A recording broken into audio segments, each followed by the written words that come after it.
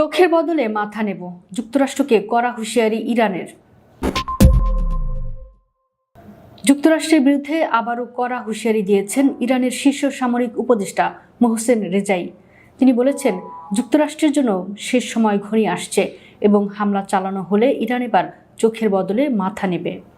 ইরানের রাষ্ট্রীয় বার্তা সংস্থা IRNA দেওয়া এক টেলিভিশন সাক্ষাৎকারে রেজাই বলেন, যুক্তরাষ্ট্র যদি ইরানের অবকাঠামোয় আঘাত হানে তাহলে তেহরান পাল্টা জবাবে যুক্তরাষ্ট্রকে পঙ্গু করে দেবে এবং উপসাগরে তাদের জাহাজ ডুবিয়ে দেবে। তিনি সতর্ক করে বলেন, যুক্তরাষ্ট্রকে এই সংকট থেকে বাঁচানোর সময় খুব বেশি নেই।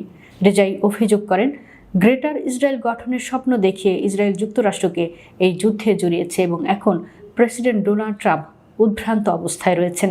তিনি এই যুদ্ধকে অবৈধ আখ্যা দিয়ে বলেন, নিষেধাজ্ঞা প্রত্যাহার, ক্ষতিপূরণ এবং ভবিষ্যতে হামলা না করার আন্তর্জাতিক নিশ্চয়তা না পাওয়া পর্যন্ত সংঘাত থামবে না।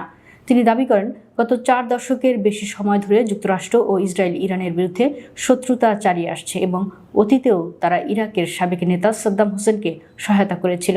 অন্যদিকে যুক্তরাষ্ট্রের প্রেসিডেন্ট ডোনাল্ড ট্রাম্প বলেছেন, ওয়াশিংটন ও তেহরানের মধ্যে ভালো ও ফলপ্রসূ আলোচনা শুরু হয়েছে।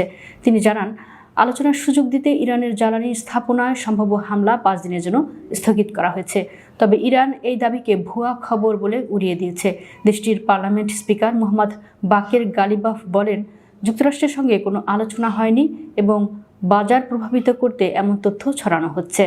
প্রসঙ্গত, মধ্যপ্রাচ্যের গুরুত্বপূর্ণ সমুদ্রপথ হরমুজ প্রণালী নিয়ে নতুন উদ্বেগ তৈরি হয়েছে। খবর অনুযায়ী ইরান সেখানে নৌ মাইন বসিয়েছে। এতে বিশ্ব বাণিজ্য এবং তেলের বাজারে বড় প্রভাব পড়তে পারে। যুক্তরাষ্ট্রের CBS নিউজের প্রতিবেদনে বলা হয়েছে, ইরানের বাহিনী ইসলামিক রেভলিউশনারি গার্ড কোর অন্তত 1 ডজন নৌ মাইন বসিয়েছে। এই মাইনগুলোর নাম মাহাম 3 এবং মাহাম 7। এগুলো আধুনিক ধরনের মাইন। এগুলো জাহাজ শনাক্ত করতে পারে এবং কাছাকাছি এলেই বিস্ফোরণ ঘটাতে পারে। যুক্তরাষ্ট্রের কয়েকটি সংবাদ মাধ্যম জানিয়েছে, এই মাইন প্রেসিডেন্ট ডোনাল্ড ট্রাম্পের 2 দিনের আলটিমেটাম শেষ হওয়ার আগে অর্থাৎ 23 মার্চ বসানো হয়েছে। তবে ঠিক কতগুলো মাইন বসানো হয়েছে তা এখনও নিশ্চিত নয়। কিছু বিশ্লেষক বলছে, সংখ্যা কম হলেও এর প্রভাব অনেক বড় হতে পারে। হরমুজ প্রণালী দিয়ে বিশ্বের প্রায় 20% তেল পরিবহন হয়, তাই এখানে অল্প কিছু মাইন থাকলেও বড় সমস্যা তৈরি হতে পারে। অনেক জাহাজ কোম্পানি ইতোমধ্যে এই পথে চলাচল নিয়ে চিন্তায় আছে, বিমা খরচও বাড়তে শুরু করেছে। বিশ্লেষকদের মতে, এই মাইনগুলো এলোমেলোভাবে বসানো হয়নি, নির্দিষ্ট জায়গায় বসানো হয়েছে।